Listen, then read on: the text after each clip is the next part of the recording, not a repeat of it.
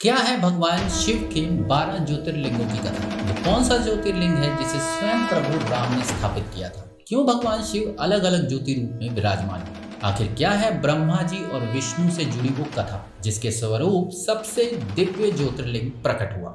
जानने के लिए वीडियो के आखिर तक बने रहें। देवों के देव महादेव, जिन्हें कोई भोलेनाथ कहता है तो कोई कहता है शिव शंकर, नीलकंठ, रुद्र और आदिदेव। नाम चाहे जो भी हो, शिव की महिमा का हिंदुओं में विशेष महत्व है। इसलिए हर सोमवार करोड़ों श्रद्धालु भगवान शिव की पूजा करते हैं। खासकर देश के अलग अलग हिस्सों में मौजूद उनके ज्योतिर्लिंग हैं। भगवान शिव के कुल 12 ज्योतिर्लिंग हैं, जिन्हें हम द्वादश ज्योतिर्लिंग के नाम से भी जानते हैं। इन ज्योतिर्लिंगों में दर्शन, पूजा और आराधना मात्र से भक्तों के जन्म जन्म के सारे पाप खत्म हो जाते हैं और भगवान शिव की सीधी प्राप्ति होती है। इन ज्योतिर्लिंगों में सबसे पहला है श्री सोमनाथ ज्योतिर्लिंग, जो गुजरात के सौराष्ट्र में समुद्र किनारे स्थित है और इसे दुनिया भर में सोमनाथ मंदिर के नाम से जाना जाता है। मान्यता है कि इस स्थान पर चंद्रदेव ने शिव जी को प्रसन्न करने के लिए तप किया था। पौराणिक कथा के अनुसार दक्ष प्रजापति की 27 कन्याएं थीं और सभी की शादी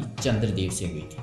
लेकिन चंद्रदेव तो सिर्फ रोहिणी से प्रेम करते थे, वो रोहिणी के अलावा किसी और के पास जाते ही नहीं थे। इसीलिए सभी कन्याओं ने अपने पिता दक्ष प्रजापति से ये बात कही। उन्होंने कई बार चंद्रदेव को अपनी कन्याओं के साथ इंसाफ करने को कहा, लेकिन वो नहीं माने। इसी बात से क्रोधित होकर उन्होंने चंद्रदेव को क्षयग्रस्त होने का श्राप दे दिया। इस श्राप से बचने के लिए चंद्रदेव ने शिव जी के ही रूप मृत्युंजय भगवान की आराधना की और 1 करोड़ बार मृत्युंजय मंत्र का जाप भी किया, जिस वजह से भगवान शिव प्रसन्न हुए और चंद्रदेव को अमरता का वरदान मिला। साथ ही वो श्राप मुक्त भी हुए। इसी बात से प्रसन्न होकर चंद्रदेव ने अन्य देवताओं के साथ मिलकर भगवान शिव को माता पार्वती के साथ वहीं पर हमेशा के लिए विराजने को कहा और तभी से भगवान शिव माता पार्वती के साथ ज्योतिर्लिंग रूप में यहाँ रहने। दूसरा ज्योतिर्लिंग है मल्लिकार्जुन, जो आंध्र प्रदेश में कृष्णा जिले में कृष्णा नदी के किनारे पर श्री शैलम पर्वत पर बना है। कहते हैं कि मल्लिकार्जुन एकमात्र ऐसा मंदिर है जहाँ देवी पार्वती के साथ शिव जी ज्योति रूप में विराजित है। यहाँ दर्शन करने से ही अश्वमेध यज्ञ करने का पुण्य फल मिलता है। पुराणों के अनुसार एक बार भगवान शिव और माता पार्वती के दोनों पुत्र कार्तिकेय और श्री गणेश आपस में झगड़ने लगे। दोनों चाहते थे कि उनका विवाह पहले हो। इस समस्या का हल निकालते हुए भगवान शिव ने उन दोनों को पृथ्वी का एक पूरा चक्कर लगाकर आने को कहा। जो पहले चक्कर लगाएगा शादी भी उसी की पहले होगी। ये सुनते ही कार्तिकेय तो अपने मयूर पर सवार होकर निकल गए, जबकि गणेश जी सोच में पड़ गए, क्योंकि उनका वाहन था मूषकराज। इसलिए उन्होंने एक उपाय निकाला और अपने माता पिता की पूजा कर उन्हीं के इर्द गिर्द 7 चक्कर पूरे कर लिए। उनका ये कार्य शास्त्रों के अनुसार सही था। इसलिए कार्तिकेय जब तक वापस लौटे तब तक गणेश जी की रिद्धि सिद्धि से शादी हो चुकी थी। साथ ही शुभ और लाभ 2 बेटे भी हुए। कार्तिकेय ये देखकर नाराज हुए और क्रोंच पर्वत पर चले गए। पीछे पीछे उन्हें मनाने शिव और पार्वती जी भी पहुंचे, लेकिन तब तक कार्तिकेय यहाँ से भी निकल चुके थे। कहते हैं कि शिव जी ने इसी स्थान पर कार्तिकेय का बहुत इंतजार किया। बाद में परेशान होकर एक ज्योतिर्लिंग का रूप धारण किया और यहीं बस गए। आज इसी स्थान को मल्लिकार्जुन ज्योतिर्लिंग का मंदिर कहा जाता है। मध्य प्रदेश के उज्जैन में स्थित है ये महाकालेश्वर मंदिर, जिसके पास शक्तिपीठ हरसिद्धि मंदिर भी बना है। ये एकमात्र दक्षिण मुखी ज्योतिर्लिंग है, यानी मंदिर में भगवान शिव का मुख दक्षिण की ओर है। माना जाता है कि यहाँ दर्शन करने से अनजान डर दूर हो जाते हैं। रोज सुबह महाकालेश्वर में भगवान की भस्म की आरती की जाती है। पुराणों में दर्ज कथा के अनुसार प्राचीन समय में अवंतिकापुरी में वेद पाठी तपोनिष्ठ नाम का एक ब्राह्मण हुआ करता था। एक दिन वो ध्यान में लीन था कि तभी ब्रह्मा जी से वरदान प्राप्त कर एक राक्षस वहां आया और उन्हें परेशान करने लगा। अपने भक्त को परेशानी में देख शिव जी वहां आए और राक्षस को भस्म कर दिया। तब ब्राह्मणों के विनती करने पर शिव जी यहीं एक ज्योतिर्लिंग के रूप में बस गए। ओंकारेश्वर मंदिर मध्य प्रदेश के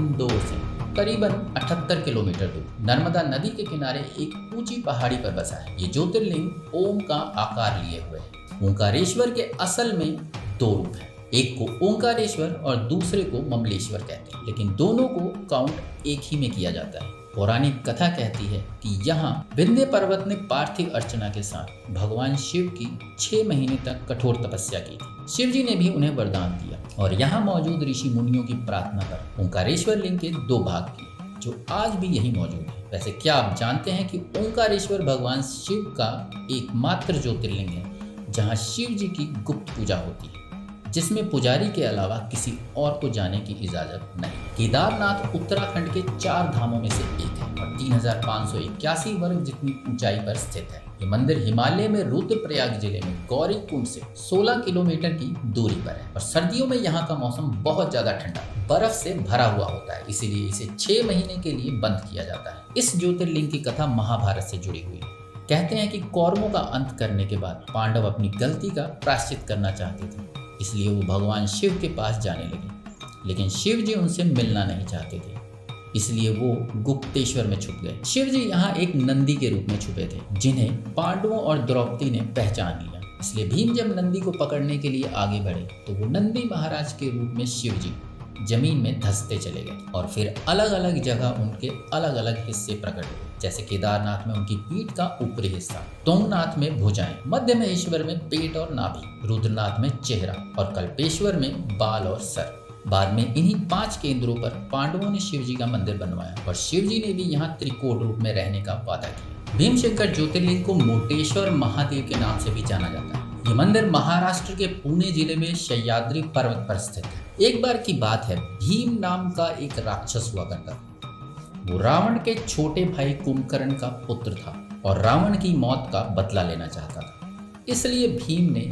1000 साल तक कठोर तपस्या की और ब्रह्मा जी से लोक विजय का वरदान प्राप्त किया। इसके बाद तो उसने देवलोक में हाहाकार मचा दिया, जिससे परेशान देवी देवता शिव जी के पास पहुंचे और मदद मांगी। बदले में शिव जी ने भी भीम का वध किया, जिसके बाद ऋषि मुनि और देवताओं ने भगवान शिव से वहां बसने की प्रार्थना की, क्योंकि इस जगह को अपवित्र माना जाता था। सबकी बात मानकर शिव जी भी ज्योतिर्लिंग के रूप में वहीं विराजमान हुए और आज इस जगह को भीमशंकर कहा जाता है। उत्तर प्रदेश के वाराणसी उर्फ काशी में स्थित है काशी विश्वनाथ मंदिर। माना जाता है कि यहाँ देवर्षि नारद के साथ साथ अन्य सभी देवी देवता भी भगवान शिव की पूजा करने आते हैं, क्योंकि ये पहला शिवलिंग है जो पृथ्वी तोड़कर आकाश तक चमका और सभी देवताओं पर अपना वर्चस्व स्थापित कर लिया। ये ज्योतिर्लिंग के साथ साथ एक शक्तिपीठ भी है। कहते हैं कि एक बार भगवान विष्णु और ब्रह्मा जी में बहस हुई कि कौन सबसे बड़ा है। तब शिव जी ने प्रकाश से जगमग ज्योतिर्लिंग प्रकट किया, जिसका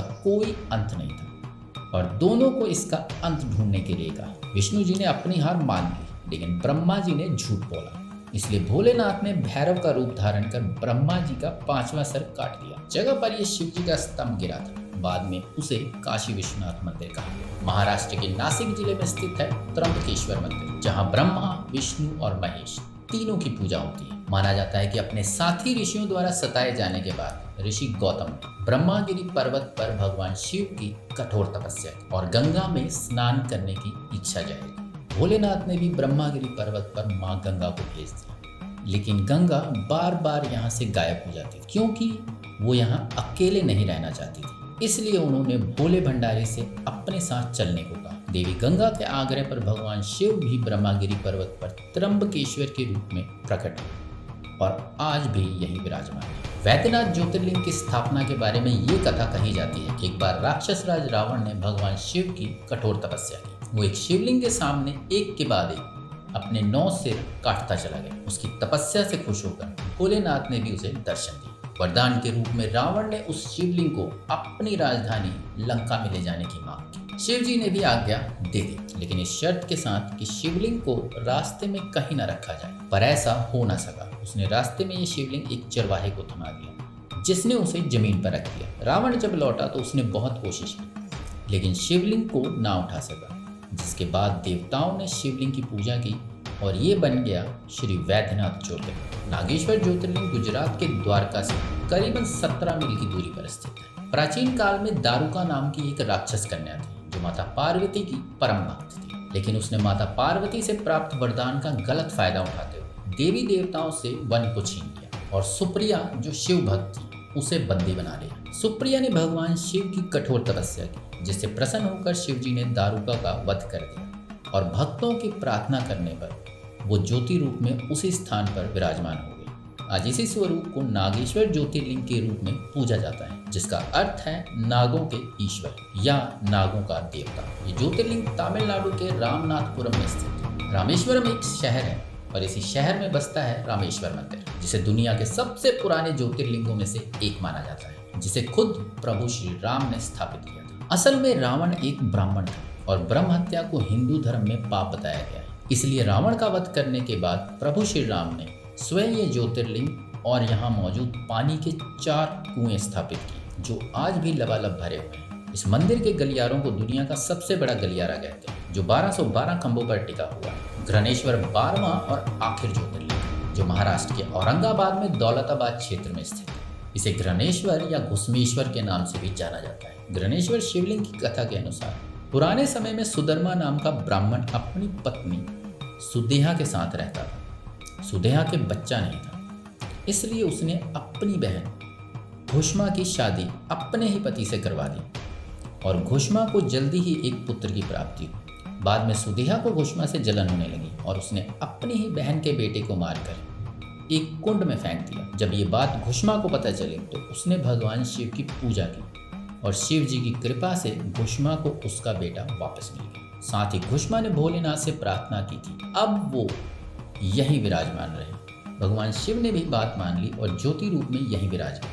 आज इसी जगह को घृणेश्वर या घुष्मेश्वर नाम से जाना जाता है। तो दोस्तों, ये थी 12 ज्योतिर्लिंग और उनकी कहानी। दोस्तों, अगर वीडियो पसंद आई तो लाइक शेयर करके चैनल को सब्सक्राइब कर लें और बेल आइकन दबाना बिल्कुल ना भूलें। मिलता हूँ अगली वीडियो में एक नए टॉपिक के साथ। तब तक के लिए नमस्कार।